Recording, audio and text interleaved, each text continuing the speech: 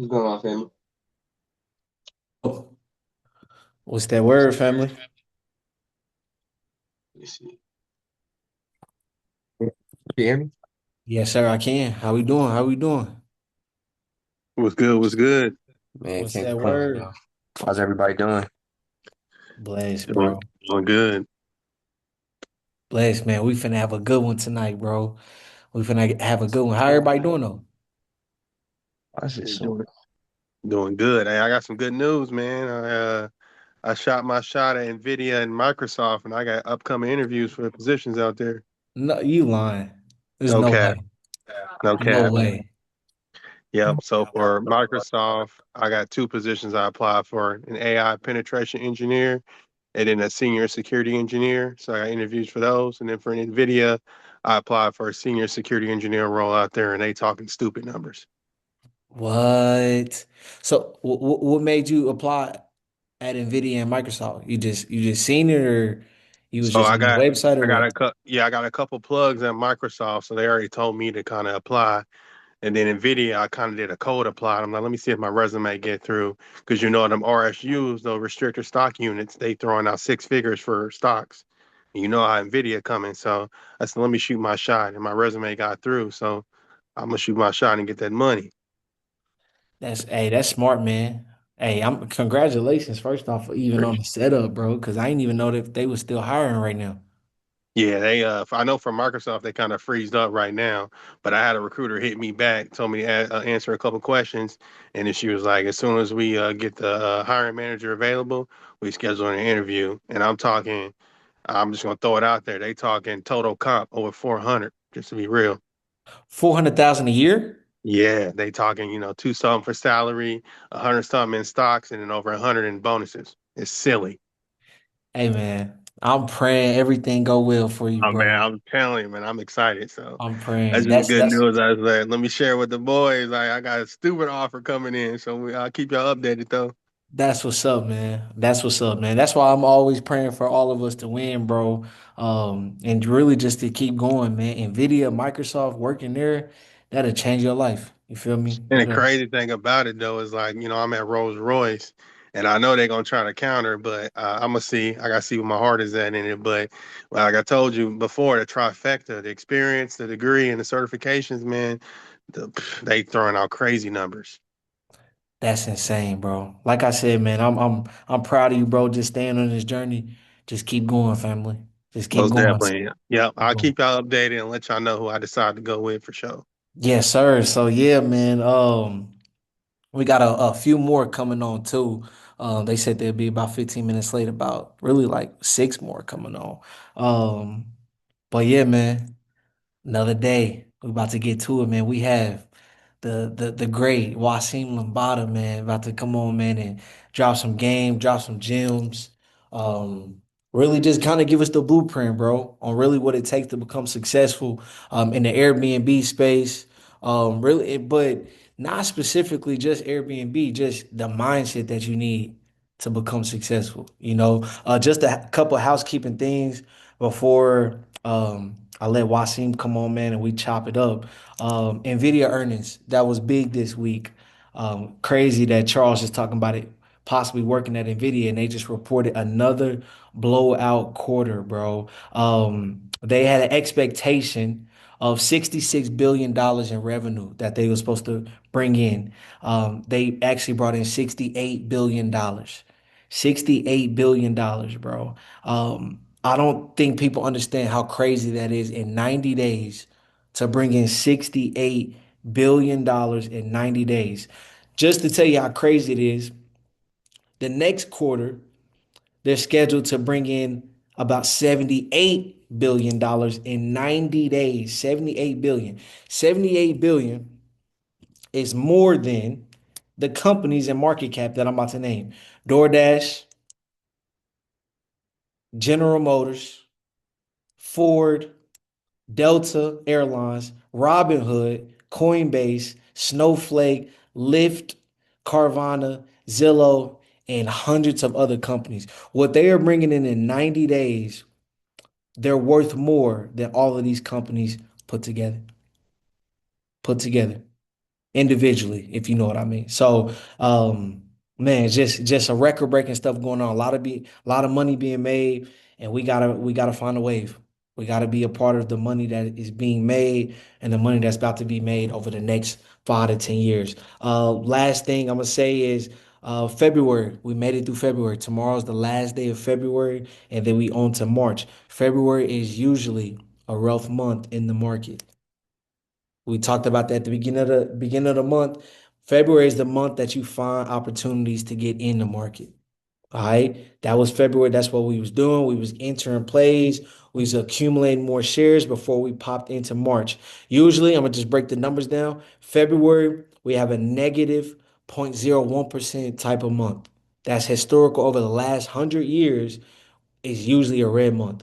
March, we get a green month, a 0.06%.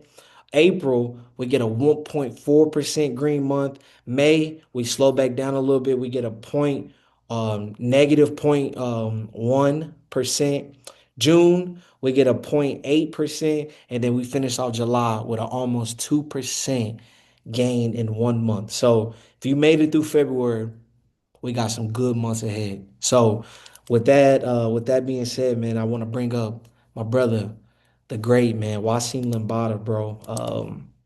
South African made, bro.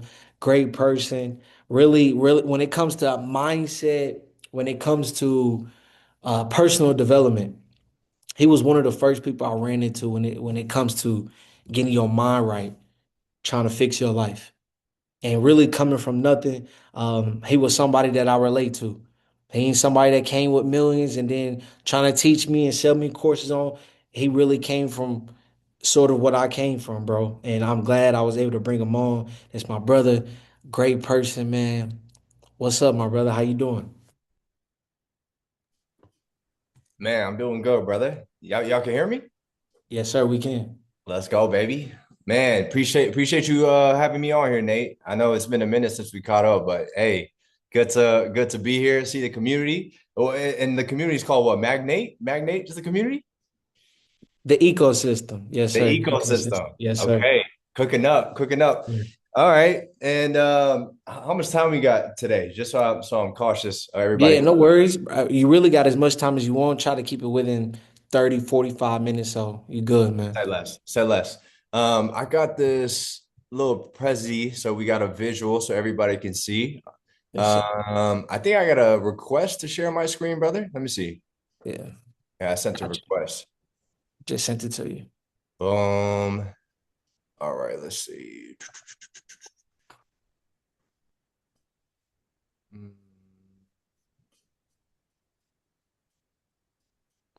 Did it come through?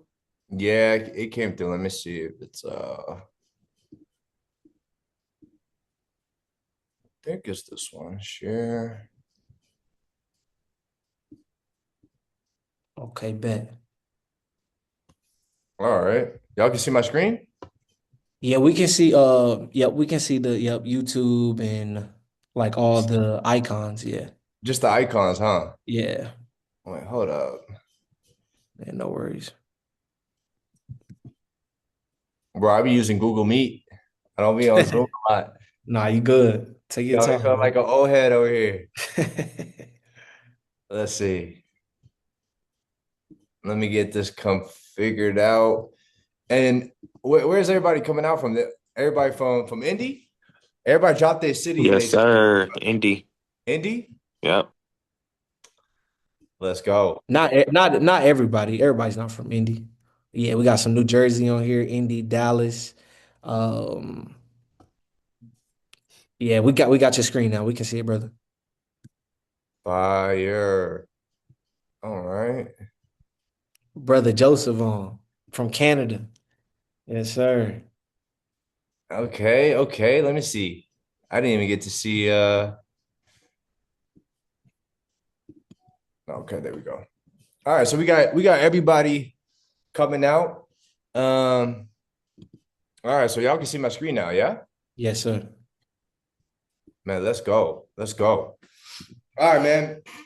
Well, I appreciate all y'all boys being on here, man, especially this late. I know it's East Coast time, even Central time. You guys out here hopping on. That's big love, and I appreciate all of y'all coming on here. Um, First off, if you guys don't know me, man, me and Nate go way back, bro. We go back, what? It's like 6 years, 7 years, Nate? Yes, sir. Yep. 6 7 years, bro. We got started in network marketing together. We were broke together, right? And I think that's why our relationship is so strong. It's like we were broke, and then now we're actually making money together. Obviously, he's doing his thing in the trading and helping each and one of you guys crush it. I took a different avenue. I got more into real estate, and like I said, I think both are amazing ventures. So I'm gonna come on here and just give you guys some game about my story about real estate, about Airbnb, why you should be listening to a guy like myself, and hopefully I can add value to you guys. If you guys have questions or anything, I think after this presentation, feel free. I can answer any questions, if so. And yeah, we can get right into it. So, Nate, anything you wanted to say before I start here, brother? Nah, man, you got the floor, brother. Take Let's a go. note. Let's go. All right, man. So first slide here. Let's see. Boom. Okay. Y'all can see my screen, right? Beauty? Yes, Good, sir. yeah. Yes, All sir. right. All right. So first, y'all probably like, all right, who is this guy? Why did Nate bring him on? Why is he on here? This is a little bit about me. So I don't know how many of you guys are athletes, but I grew up an athlete. I was a former basketball player. I played in high school, played in college, won a state championship in high school, won a national championship in college. And just like a lot of people, once you stop dribbling the ball, you got to make a decision on what you want to do. And for me, I was trying to go overseas. And at that time, it was right before COVID. And luckily, I didn't go that route. I didn't want to go farther away from my family. And got right into business, right? So here are a few bullet points about me. So basketball athlete, state champ, national champ. Basketball's my whole life, bro. That was all I knew. I didn't know anything about business, sales, money, none of that. I just thought to get to the bag, you had to go be an athlete. And I'm sure a lot of you guys thought the same thing growing up. Straight out of that, everybody knew, hey, if you want to be successful, go to college, right? And for me, dude, I didn't have the best upbringing. I didn't have a great background. So I had to get a scholarship to go to college. College is expensive nowadays. So I went and got a bachelor's degree in business and accounting. I was a double major. I minored in psychology, and I had no idea what the hell I was going to do out of college, right? Straight out of college, I had to make that decision. I was like, okay, do I go overseas and take 4,000 or 5,000 a month, be away from my family? And for me, money was the goal, right? A lot of us, you got to ask yourself, would you go become a professional athlete if you weren't going to get paid 7, 8 figures a year? If that bag is gone, I don't know. So for me, business was another sport where I felt like I could go get to the bag and make some athlete money. So I went and I became a certified financial planner. I became a financial advisor. That's when I was exposed to money. And the first rule that I learned was that money was a tool. And I started getting exposed to all these different things. Then right after that, serial entrepreneur, bro. Went into network marketing, ran a sales organization. That's what me and Nate met. Probably one of the best experiences I had learning about business, sales, marketing, recruiting. It was everything. I was broke, but hey, man, we were growing. We were recruiting people. I built a sales organization of 3,000. We had 12,000 people in our second company in over 10 countries in less than 6 months. All that sounds great, but then, the residual checks weren't as consistent. So that allowed me to look otherwhere, right? So then once I went there, I went into the car rental business. I pretty much tried every business model you can think of. One piece of advice to anybody right now, if you're young and you're in your 20s, you have time on your side, and time is your most valuable asset at the end of the day, right? So take risk, right? When I was young, dude, I tried everything. I didn't care about what anybody thought about me. I tried every single thing until one works. And Mark Cuban said it best. You have unlimited attempts. You only got to be right one time, right? It's like me giving you a basketball and I'm like, hey, bro, you just got to hit the shot one time. Some of y'all boys are shooting once and say, hey, it's done, right? You have unlimited attempts. I took advantage of that. And then so my first success is I got into the car rental business. That was a family business. I got to about 15 cars with Turo. I'm sure some of you guys were aware. That's where I started to learn that, okay, I need to get assets, right? We're taught to work for money, but really money should work for us. And cars, even though they're depreciating assets, when you rent them out, you can actually make some margin. So I did that. Got stuck when I got to about 15 cars. I couldn't I couldn't scale it after that. It became like a full-time business, right?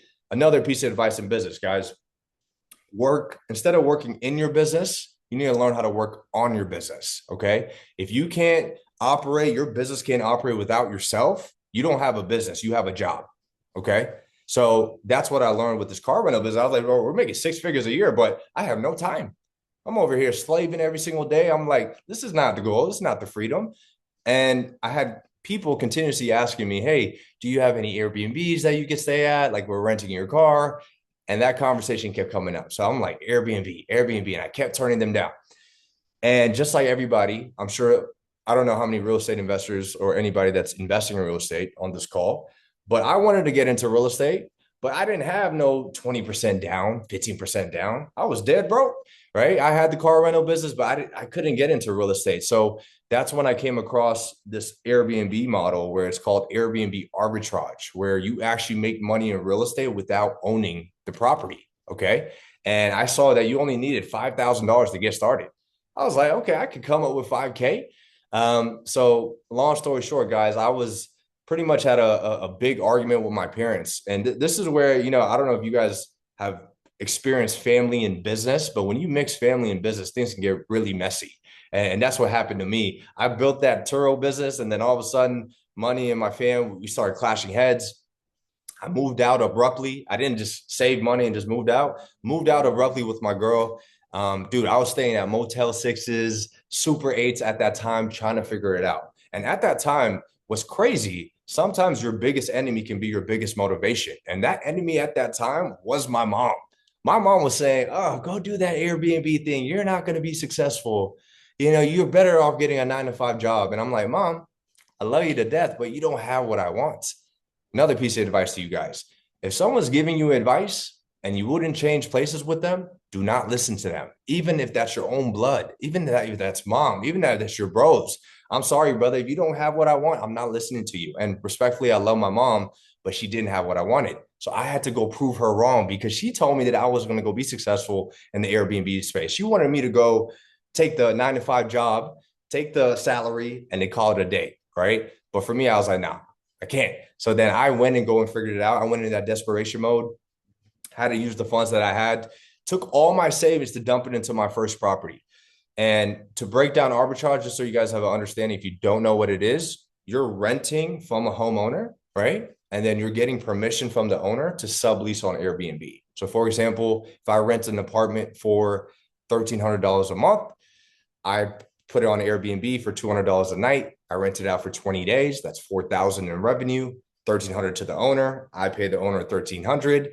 $4K is the revenue. I deduct that. $2,700 is the profit. Okay. So my first month with a 1-bed apartment in Dallas, Texas, which that's where I'm at right now, I made $3,500 in profit. Bro, I was doing the cleanings in Airbnb. I was really out the trenches when it came to that. And then the biggest thing that I say in business too is when you get that first win, don't get on your high horse, right? And maybe to resonate with you traders, if you get a big trade, don't act like, you're ready. You're Mr. Magnate. You're not there yet, brother. You got one win. You got one win, buddy.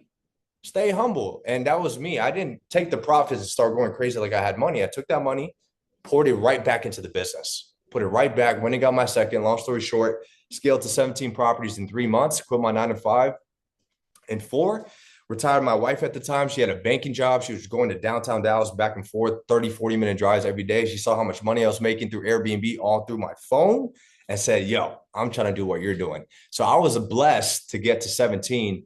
At that, I got to 52 my first year and made my first million at the age of 25 through the Airbnb model, right? And I want to tell you this too, guys. When I was 22, 23, I was saying, hey, my goal was to go make $1 million by 25. Some of my closest friends were telling me that that's impossible. You can't go do that. These are my best boys growing up. And sadly, I had to cut them off and I had to go solo. And, success is a very lonely road. And look what happened, right? Just by believing in yourself. Like the only thing stronger than doubt, guys, is belief. If you got your parents doubting you, you got your friends doubting you, the only thing that is really going to push you through is believing in yourself. And that's all you need. You don't need moms. You don't need dads. You don't need your bros. You need you. You need a vehicle and you need to dial in. And that's what I did, bro. And luckily, I found a space where I was able to scale it. But not only that, I was able to get my time back, right? The financial freedom. That's what everybody's going for. It doesn't matter if you're making $100K a year, $250,000 a year, but if you're working 100 hours a week to get that, where do you have the time to spend the money, right? See, the whole system is backwards. We go to college, we study for a test, we get a grade. It's very robotic. And then we go get a job and we work for someone else and we clock in our hours and we get a check. It's modern day slavery is what it is, right? And they want you to learn that. But when you start to self-educate, which what I did when I was in this space, guys, I was listening to audiobooks every day from 8 a.m. till 10 p.m. while I'm doing DoorDash. So think about this, guys. Moving out of my mom's crib, I'm a college grad. I went to start working DoorDash to pay the rent. I never had overhead on my head before at all. And I was like, bro, I got to go figure this out. So I started working DoorDash while I was learning Airbnb. And I became obsessive, right? Some of you guys are athletes, you know Kobe Bryant. The reason why Kobe is so great, listen to him when he talks about basketball. Obsessive, right? He's waking up at 4 a.m., putting the work in. Then he's going back at 7. Then he's going back at 10. Then he's going back at 2, while everybody else is doing one workout per day, right? That margin really starts to show over time, right? And you can take that same concept with trading. You take that same concept with business. And it's all about the work ethic at the end of the day. Some of us work really hard, but we're just working in the wrong vehicle, right? If I want to go be a millionaire and I go become a teacher as the vehicle, am I going to become a millionaire? No, sir, right? I'm working hard in my job, though. I'm over here teaching the kids. I'm over here giving them the best time ever, but I just picked the wrong vehicle. Now, if you can pick a vehicle, and Mr. Alex Hormozi says this, he says, hey, it's not how fast you row. It's all about the boat that you're in. When I was 22, there was people in boats that were rowing way faster than me, and they were surpassing me, and they were making 100K a year, 120K a year. And I was like, damn, must be nice.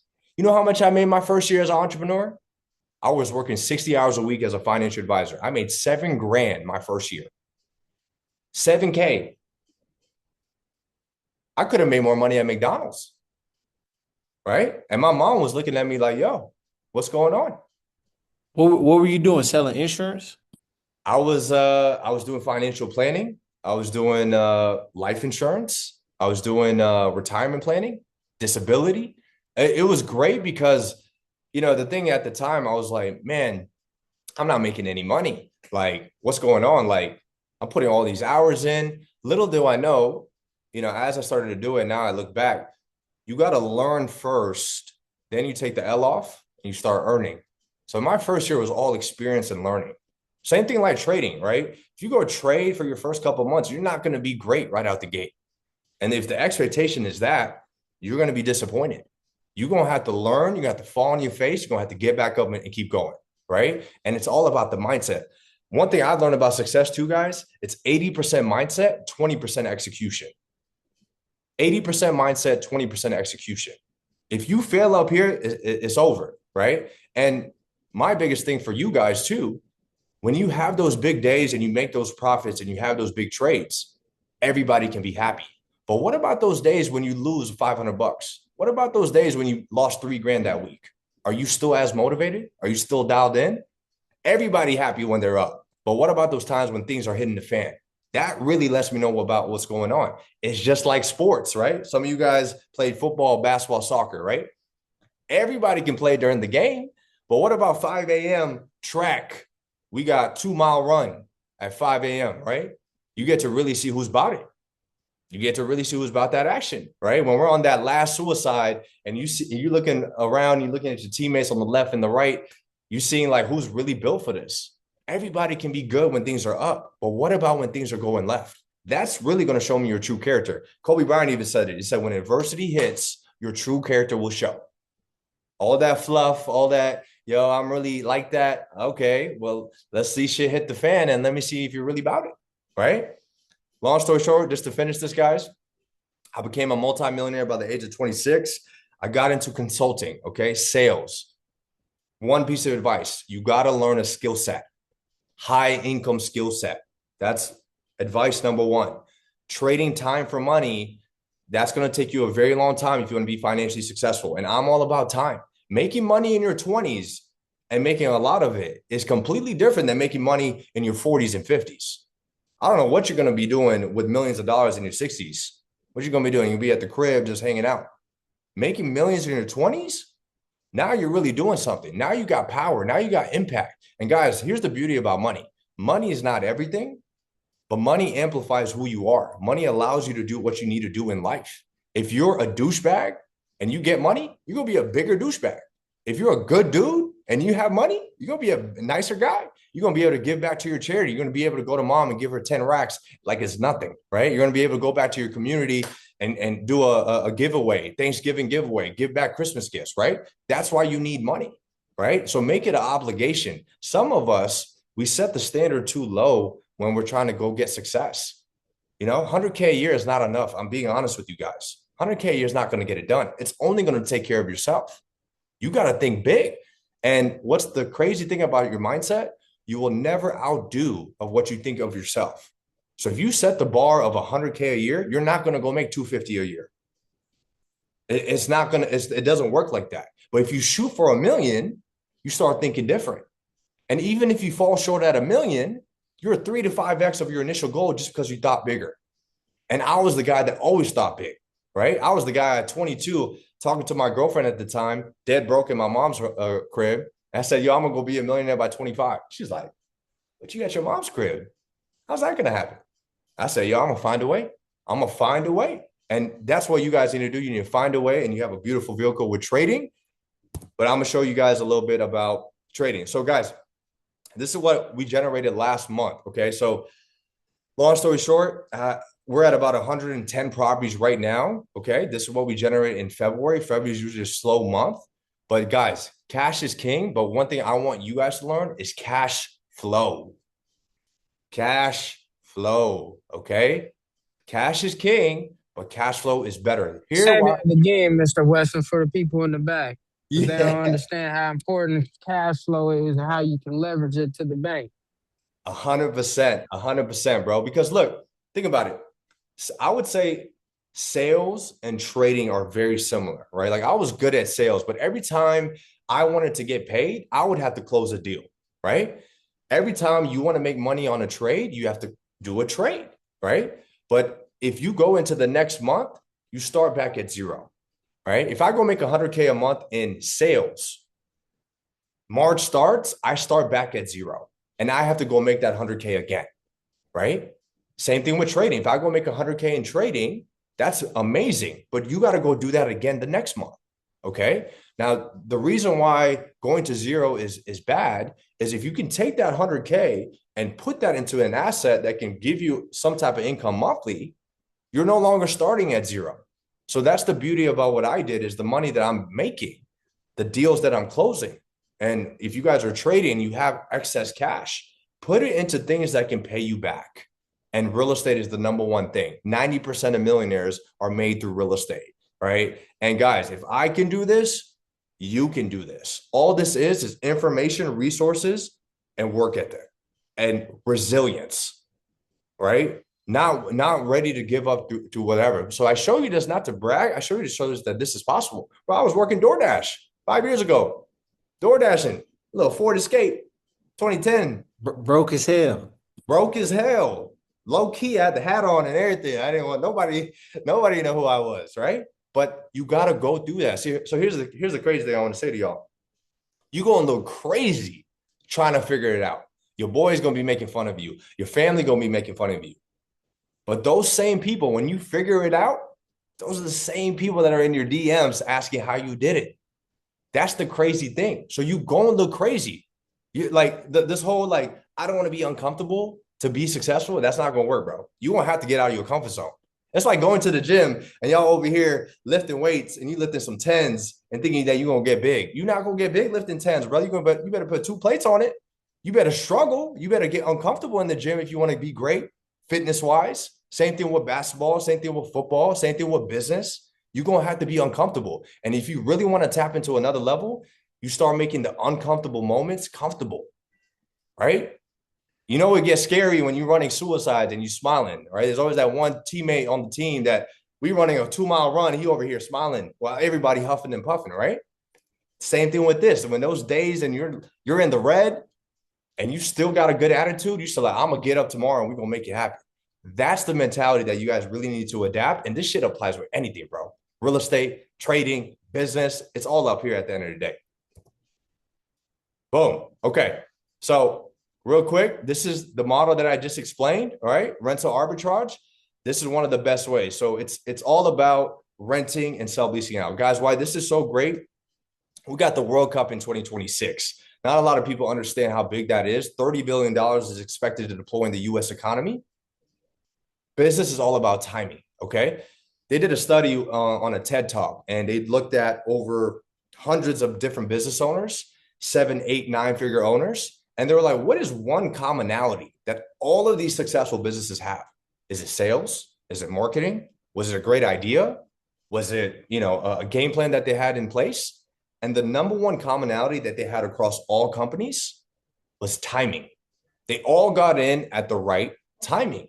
COVID-19, Zoom, which we're on right now, went from $1 million company to $1 billion company in 1 week because of COVID, right? Timing. So when you look at this is why I'm so bullish on it, because not only has it changed my life, but you look at the 2026 opportunity of the World Cup, 30 billion coming in. You want to get a piece of that? This is one of the best ways to do it. That's how I did it. That's how I made my first million. And it's exceptionally to the next level. Okay. What I do now, guys, I have 3 different companies. I have a business consulting company. I have a real estate consulting company. And we also do financial consulting. But what I liked about this slide is some of the slides. So here's some fun facts. If you're a business owner, which a lot of you guys are, right? 80% of business owners do not make it out after 2 years. 80%. That means there's an 80% chance if you started a company tomorrow that you will not even be here in 2 years. Not profitable. You won't even be here. 80%. That means only 2 of y'all are going to be here. Not even profitable, just survived, right? So that's the stats, right? Not only that, guys, cash is great. I say cash is king, but credit is power, okay? And when you learn about credit, oh my goodness, you live in the United States and you're not leveraging your credit, you are leaving thousands on the table. Thousands on the table, okay? This is what we do. We help people. I have a slide here that I really go into that. Also, I talk about, look here, 90% of millionaires are in real estate. We touched on that. But this is one of the coolest offers and the coolest things, in my opinion. I think this is one of the biggest wealth hacks. And if you guys don't know about this, I'm about to put y'all on game, okay? They don't teach you this in college, but I'm going to show you this, right? Long story short, if you have a 680 personal credit score, okay, and a lot of you guys, that's kind of like a fair to good rating. If you have a 680 personal credit score and you have an LLC, if you don't have an LLC, guys, you should definitely open up an LLC. It's good for protection. It's good for liability, but it's even better to structure yourself correctly. All this income that you're generating, you don't want it to hit the personal side. You want it to hit the business side. That's how you can claim write-offs, right? That's how you don't pay Uncle Sam 40% per year. Think about taxes. Taxes will really get you. You're practically working for free halfway throughout the year if you don't have this information. So this is one of the best hacks that you can do tomorrow. So if you have a new LLC, you have a 680 personal credit score, you can get access to $50,000 to $250,000 in 0% interest business credit. Okay. 0% interest. I said that right. Now think about you starting your company. Think about you trading right now and you had 50 grand to work with.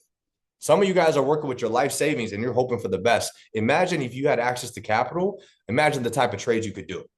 A 10% return, a 20% return, right? It's all about numbers at that point, right? If you're trading with $100, you may make 10%. It's not that much. You trade for 1,000, 10% starts to add up. You trade with 10,000, starts to add up. So imagine getting access to capital at 0% interest. If you can strategically invest, you could even put a portion of that to trading and leverage the bank's money to do that. And you're getting it at a 0% caliber, okay? The number 2, why is this beneficial? When you take on debt, some of you guys have credit cards, right? You all have credit cards. If you don't have a credit card or whoever told you credit cards are bad, get that out your head. Credit cards are good, right? Credit cards gives you points. This is how you travel for free. This is how you get hotels for free. This is how you fly first class for free. By leveraging the money that you're already going to spend, you might as well put it on a credit card. Why are you using your debit card? A debit card is useless. Why are you putting your money when you can use OPM, other people's money? You live in America. Take advantage. This is how the wealthy get wealthier. They're doing this and you're not doing that, right? So one of the benefits, guys, it doesn't report to the personal credit. Okay. Why is that so beneficial? If I have $100,000 and I max the whole thing out, if that was on my personal credit, my credit would tank in 30 days, right? But if this is on the business side, the beautiful thing about a bank, they look at a business and they look at you as two separate entities. So if you take on business credit, that business credit is standing by itself. It's like a brand new human being. Nate or me are a separate individual, and that protects you from liability, but it also allows you to invest into different vehicles without having to worry about your credit going down. Another beautiful thing, guys, you can do this per company. We've had clients that go get 200,000 with one LLC, 100,000 with another LLC. They have 300K to work with, right? Now, the beautiful thing when we talk about 80% of business owners not making it out after 2 years, you want to ask yourself, well, what is the one reason why they keep going out of business? Why do business owners go out of business? The number one reason, guys, is lack of capital. That's why businesses go out of business. They don't have money. They're using their savings. So this is why I recommend as a consultant, build out the capital first, get access to capital first. Now you got a 100K cushion that's going to give you peace of mind when you go to bed at night. And you can use this for anything you'd like. You could be using this for trading. You could be using this for real estate. You could be using this to go into events. You could be using this to pay a mentor. You could be using this to go travel, right?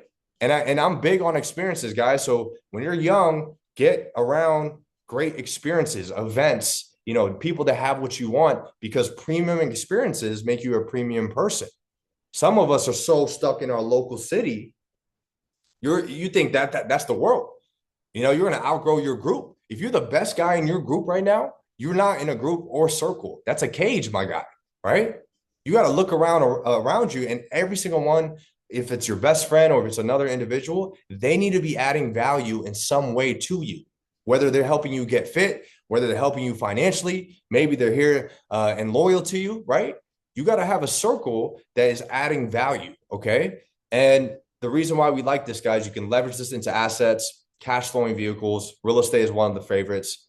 And then to our last point, cash is king, credit is power, leverage is wealth, okay? Another thing, guys, we're going to talk about some money rules real quick, okay? Did we know that there's 7 types of income? There's 7 ways to make income. We're only taught to learn one.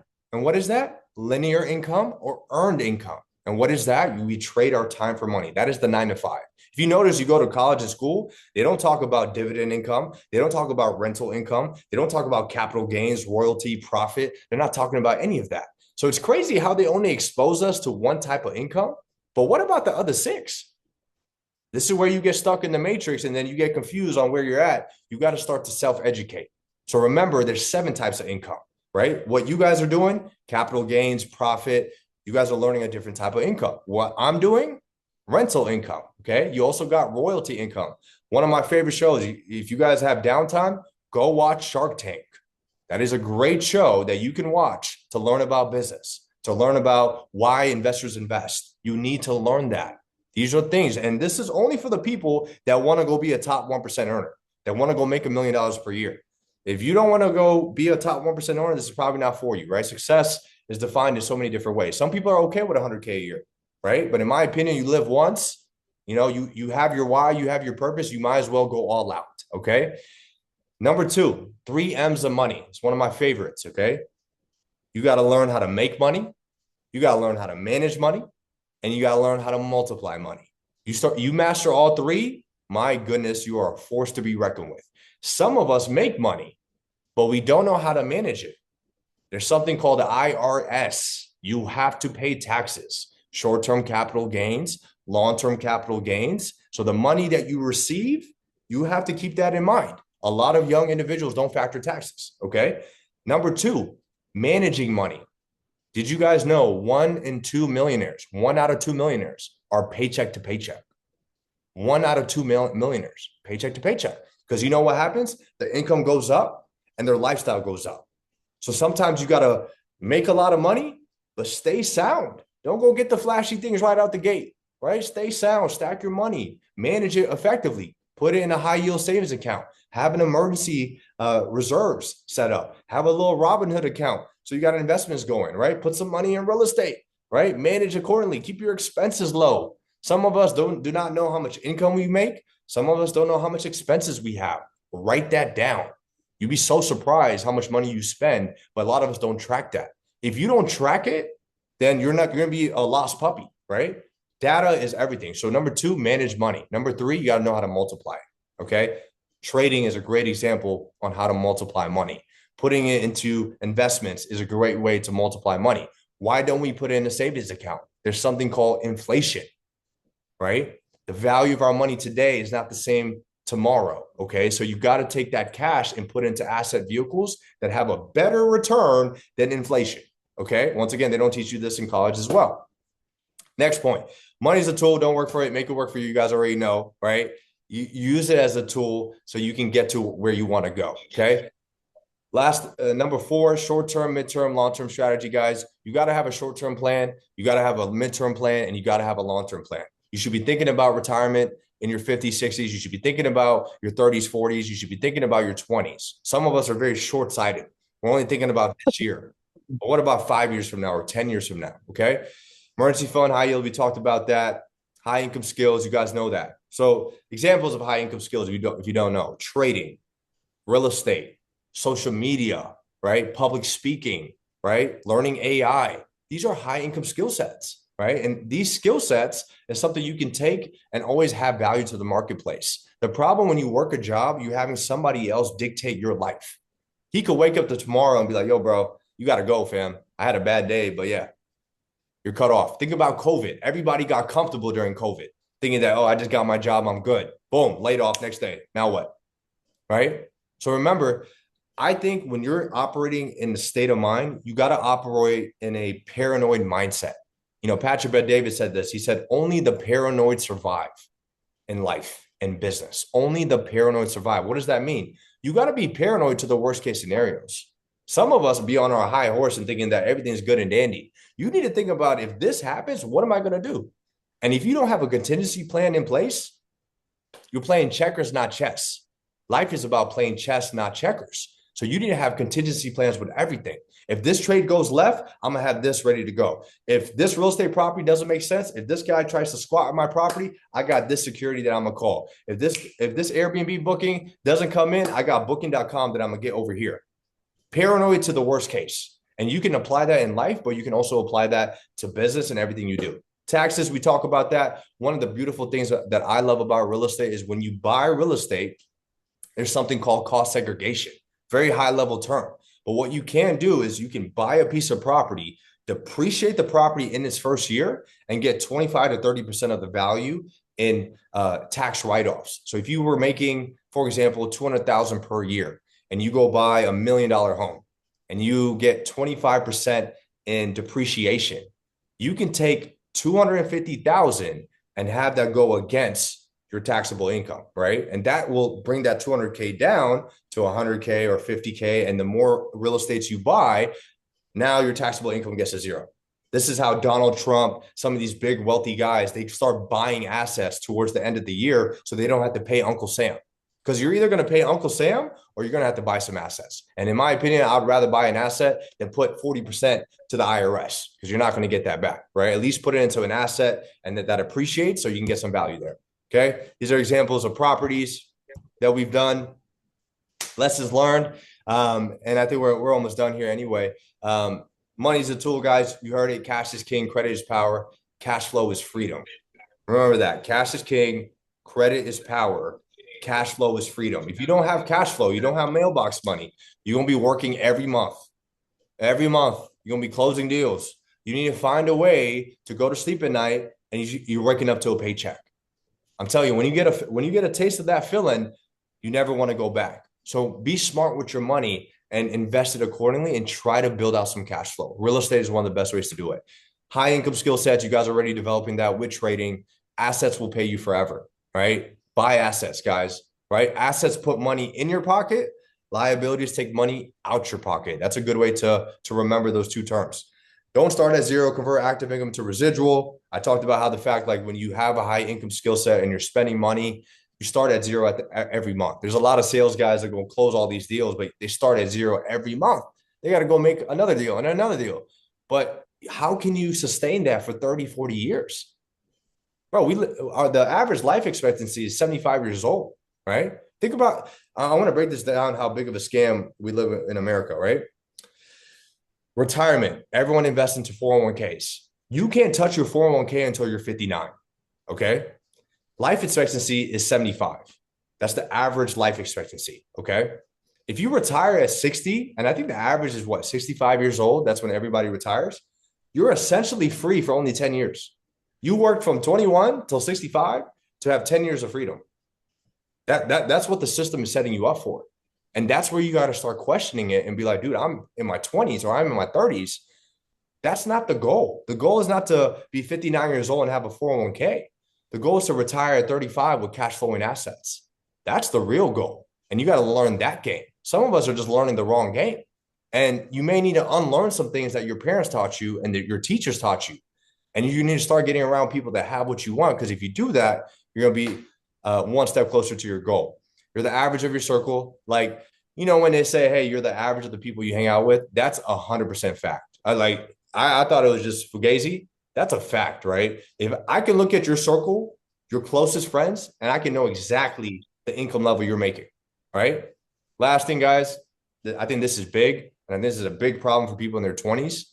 Rich is loud, wealth is quiet, right? What does that mean? When people get rich, they're flashing everything. They got the chains on, they got the Gucci suit, they got the Louis suit. They think they're doing something. You know what that says to wealthy people? That's only impressing broke people. That's not impressing the wealthy. Why do you look at the wealthy people and they're wearing a white t-shirt and flip-flops and Brody's worth $3 billion? Why is he not wearing Gucci and Louis and got the shades on and everything? And as you start to make more money, you start to realize that flashy things is just here today and gone tomorrow. Materialistic items are here today and it's gone tomorrow. Use your money wisely. In my opinion, guys, if you have money and you're in your 20s, travel, right? Experiences, networking, mentorships, events, go to Italy for a couple of weeks, get out your city, go to Miami, go to Dallas, right? Expand your mindset, because change your environment, you will change your behavior. If you're in your city and you're like, man, I'm trying to level up and you're not getting there, probably need to move. Go to Dallas, go to Miami, and you're going to be walking around and you're thinking like you're doing something, making 10K a month. Meanwhile, you meet a guy, he made 10K in a day. That's going to humble you. That's going to put a chip on your shoulder. That's the level that you need to operate at, right? And lastly, guys, all right, I think that's it. Lastly, I'll say this, guys. It's 2026. It's time to get busy, right? We're almost on the verge of going to March next week. Q1 is almost over. Before you know it, 2026 is going to be over, right? You need to really have that discipline and have that urgency to go make something happen for yourself. Think about your family. Think about your mom. Think about your dad. Think about your future kids. You got to really lock in and go double down. And think about it. If you're not going to do it, who else is going to do it? If you're not going to go make it happen, who's going to do it, right? And the beautiful thing about money and the life we live, everything has a price. You either pay the cost of success or the bill of regret. Either way, the price got to be paid. And the beautiful thing, you get to decide. Some of us say being successful is hard, but I'll say this, being broke is hard. Some of us say, learning this is very tough, but paying your rent on time is very tough as well. So the people that want to go settle for the 9 to 5, that's okay. And they don't want to take the risk to be an entrepreneur or go be a business owner. They're going to have their own pain and different problems. Just like when you become successful, you're going to have to eat shit for your first year. You're going to be broke. And I'll have to see if you're really locked in. And that's hard. That's where a lot of people quit mentally. So it's 2026. Go make it happen, whether it's real estate, whether it's trading, whatever it is, dial in, have a sense of urgency, right? Act like your life is planning on it. Don't be content with where you're at and shoot for the sky and you'll land on the moon, man. Like 2026, let's go make some big things happen. I know I went over on time, brother, but I appreciate you, Nate. You guys want to follow me on IG or connect with me, bro? I'm on Instagram, CEO Limbada. You can follow me there. And I hope I was valuable to you guys today and insightful, right? And regardless, all the stuff that I'm telling you here is the stuff I wish I knew, right? So I'm just giving you guys the game because when I was in my early 20s, I never had that. That's why when I look at Nate, I'm like, bro, make sure you do this. Don't do that, because I got 3-4 years above him.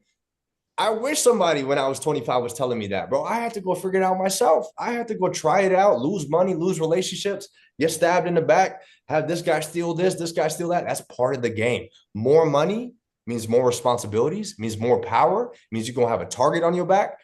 And understand the stress and pressure. And I'll end with this. The way you handle stress and pressure will dictate how successful you'll be. The way you handle stress and pressure will dictate how successful you'll be. And the thing is, guys, as you level up, the stress and pressure doesn't go away. You just become better at handling it. Okay. So let's go make 2026 the best year. I appreciate you guys for tuning in. And yeah, if you guys have questions or anything, feel free. But I'll let it off to you, Nate. Man, man, you killed it, bro. You killed it, bro. Do you got like 5 minutes, 5 to 10 minutes for like a Q&A? Yeah, for sure, bro. Because I know Q&A? it's like information overload. So I'm Nah. going You to answer any good. questions You good. The for notebook, anybody. the notebook is full. Before I let the Q&A go, one more question for you. Can you talk about your trials and tribulations, your failures, your Trials and setbacks, tribulations. like the times that you lost something or things were just tough, and how'd you get up out of it? Man. So I mean, look, I think, adversity is going to hit you all the time. And I think when those things happen, you really get to see if you're really about it, if you really believe in what you're doing, right? And for me, honestly, guys, I didn't have my brothers, I didn't have my parents to rely on. I just had myself. Like, success is a lonely road. And one thing I realized is that's all you need sometimes. It's just yourself, right? So I think for me, Nate, it was like I had a duty and purpose for my family, my future family tree, and I had to eat that up, right? A lot of us as men, we feel like, we want to be all cozy and easy, but that's not the goal. You're gonna be stressed. Like, you're a protector and a provider as a man. Like, you're gonna have to endure that stress. And I just thought it was my duty and obligation to go and do that, brother. So I think the trials that I went through, I think just the belief in my goal, the obsessiveness of like, yo, I have to go hit this, and I want to be that guy for my family. That's what kept me going. It's kind of like the example with Kobe Bryant. I don't know if you guys heard that story with Kobe with his hamstring, but it's a great story, but it also can apply to what you go through in business. And it goes like this. So I think Kobe he had his crutches. He was at his house, and I don't know if this is a real story, but I think he told this. He was at the top of his house, and he's going to bed. He had crutches. He just tore his hamstring, barely could walk, right? And then he hears the smoke alarms go off. There's a fire on the first floor, right? And he can't walk, but in the back of his mind, his daughter is down there. His daughter is down there, and there's fire burning. And in that moment, despite the fact that he couldn't walk, he gets up and walks down the stairs to try to go get his daughter without really feeling the pain or enduring the pain. And in that example, it shows you, despite the major pain he had in his hamstring, his daughter living and wanting to die was much more important than how he felt about his hamstring. And when you talk about your trials and tribulations, that adversity, that stress that I'm dealing with is worth it, because the goal that I want is much more worth that. So I think you got to have a strong why. I feel like whoever has the strongest why and purpose on this call is going to be the most successful, because you're going to be able to outlast everybody else. Everyone else that's coming in here and they're like, oh, I got a plan B. If this trading stuff don't work, I'm going to just go back to my job. Versus the other guy that's like, yo, this is all I got. And if I don't be successful here, I'm going homeless. He's going to beat you every time, because while you taking breaks and while you feel like, oh, this is not for me, he's doubling down. And you got to force yourself to grow. That's what it's about. So it's all mindset. But then once you have the mindset, you got to put action behind it. So I see a lot of people that have big goals. I think that's one big problem. Not a lot of people are shooting high enough. But then number two, they don't have the habits to back it up. So that's what I would say. I know that was a whole lot. Thank you, bro. Thank you. But yeah, I'm gonna open it up for anybody to ask questions. Yeah, feel free. Man, I got a quick question, man. For one, I want to say thank you, bro. That was some good sauce you just gave us. I ain't gonna lie, that was nice. But Appreciate it. I currently actually have two units right now. So I live in one. I'm moving out of this April 1st. And it's crazy. I was just talking to Nate last week. I said, I think I want to Airbnb it. Mm. And I was also thinking yesterday, I was talking to my girl and I said, if this works, I'm already thinking, I'm assuming it's gonna work. That's how my mind works. And I was thinking, like, I wonder if there's a way to scale by subleasing. So I had no idea that this arbitrage even existed. So I feel like this is like God, because I was talking about this yesterday. There we And go, I, man. I wanted to ask you, how do you go about getting landlords to kind of get on board with this? 100%. So great question, man. I would say that's probably the hardest part about the business is getting owners to say yes to it. So to give you perspective, 1 out of 12 homeowners say yes to subleasing. The Right. other 11 are saying no. So you're going to hear no a lot. When I started, brother, I was reaching out to 100 people a day. Most people are Right. reaching out to 20. So it's a volume game, numbers game. A lot of it comes down to educating. Like you got to talk about why you're a better tenant than a regular tenant. So you also got to understand the problems of a homeowner. And some of the problems they go through is what? Tenant turnover. The tenant stays there Right. for 12 months. Then the tenant leaves and they got a bunch of pests in the wall and they've been smoking every single day. And it's just ridiculous to fix. And then they got to get another tenant in there. The good thing with our space, we have it professionally cleaned once a week. And instead of staying for 12 months, I can stay for 4 years, 5 years, right? So it's really just Right. about educating the owner. And once he understands the education, he becomes more open to it. So I think that's what it is. That's how you get them to say yes. A lot of us just go in and we're just like, hey, can I sublease your property? You gotta lead with value, right? You gotta lead with value. You gotta figure out what he wants, solve his problem. Once you solve his problem, he feels like he's obligated to help to solve yours. So that's how I get the yeses is doing it through that way. Man, I appreciate that so much, man. I appreciate Yes, that. sir. Yes, sir. Good question. That's a great question. Next up, anybody got some more?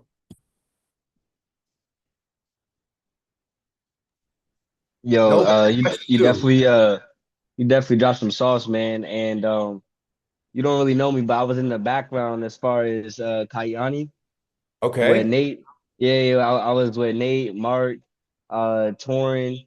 So I Oh kind man. of like saw your come up on the back end, and I Yeah. want to definitely commend you, bro, because that's amazing, especially when we talk about when we talk about wealth accumulation, right? Wealth is measured in the time that you accumulated, right? So it's amazing that you were able to accumulate that much wealth at the age of 25. And, I set the same standard for me and my people as well, as far as when you Mm, manifest a goal, right? And you have so much certainty behind it, it doesn't matter is who's with you or who's not. You already know as far as the process, and you know the vision, and you know how to execute, and then and sure. taking that hunger and the just comparing the journey from basketball, going through those trials and tribulations, and then taking it into the business world. you know I feel like everybody can relate in this ecosystem. Everybody could relate to playing the sport, that being the first avenue that we always take, and then we're like, damn, like I need to actually make money to help my family out, Mm, right? And then it comes from going from stability to rich to wealth, right? But the structure. So you definitely dropped a lot of gems, and I liked as far as you talked about utilizing other people's money, mm. which a lot of people it could go over people's head, but as far as you're generating that cash flow, right, and using the credit, use other banks' money, other people's money, right? I know you being in the real estate space that you have a lot of relationships with advisors, a lot of relationships with excuse me, a lot of relationships with investors. But I wanted to ask you as far as what or did you have a team? Did you have anybody aside with you um going into the real estate field, or it was just something that just kept coming up through partners that you dealt with along your journey? Yeah, man. I mean, dude, I was a YouTube fiend, bro. I used to watch YouTube videos every day about different entrepreneurs and different success stories and trying to see someone I could relate to. So when I got started, I didn't really have a mentor in the real estate space. I had to go figure it out, bro. I lost money. I had to figure things out, you know, and I did it through grit and tenacity, like just being so dialed in that this has to work. And as I made more money, I started attracting those types of people. So when I got to like 15, 17 properties, I met this other guy and he was doing like 150,000 a month. And the moment I felt good having 17 properties, he's over here doing 4x what I'm doing. So it's crazy. What I've learned is like you are what you attract. And as you become better, like, and you invest in yourself, you start attracting those types of people, right? And that's the thing is like, there's no deal, there's no trade that's going to be better than yourself. You could take all my real estate properties, everything away, but you can't take what I learned from here. I'll go make it back tomorrow. Go take all my properties tomorrow. I'll go make it back tomorrow because I have it up here. So I really think from all of this, the best investment, guys, is going to be yourself.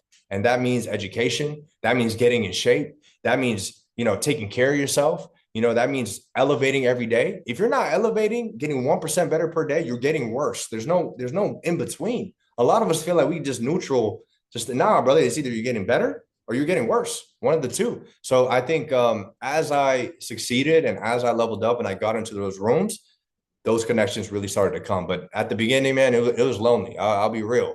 But that's what gave me that ambition. And, you know, my own family was my enemy at that time and made me want to prove them wrong. So I'll say this, success is a lonely road. And as you become more successful, you find those other people that are aligned. And then it becomes like a brotherhood. It becomes like a team. And then it gets scary when you start teaming up with this guy. He's doing great things here. You come over here and now y'all collaborating. It's a force to be reckoned with.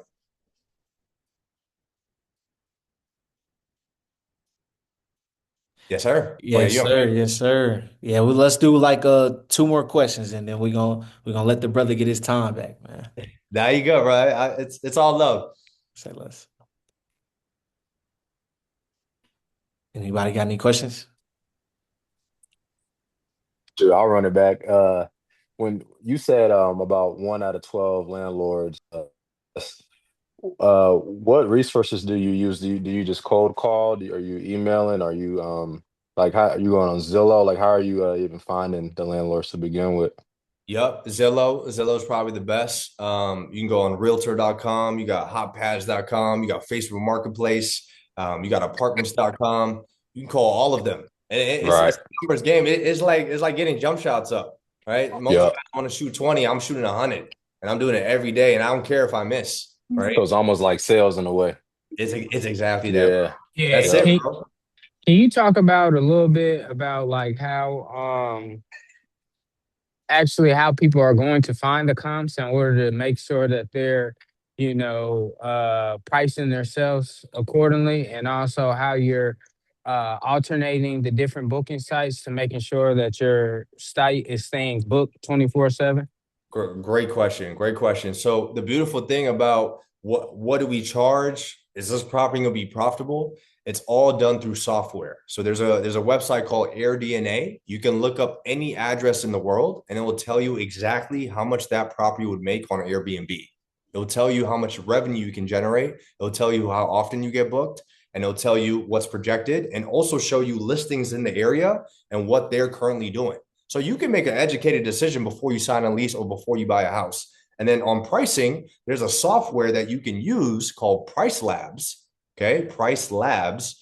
And literally it looks at supply and demand in the area and it adjusts the pricing for you on a daily basis. As far as like other platforms, because a lot of people only talk about Airbnb, Airbnb is just a platform at the end of the day. What this really is short-term rentals. And you got Airbnb, VRBO, booking.com, and there's a software for that you connect all the listings and it automatically blocks your calendar when a guest books on one of those platforms. So it's all software.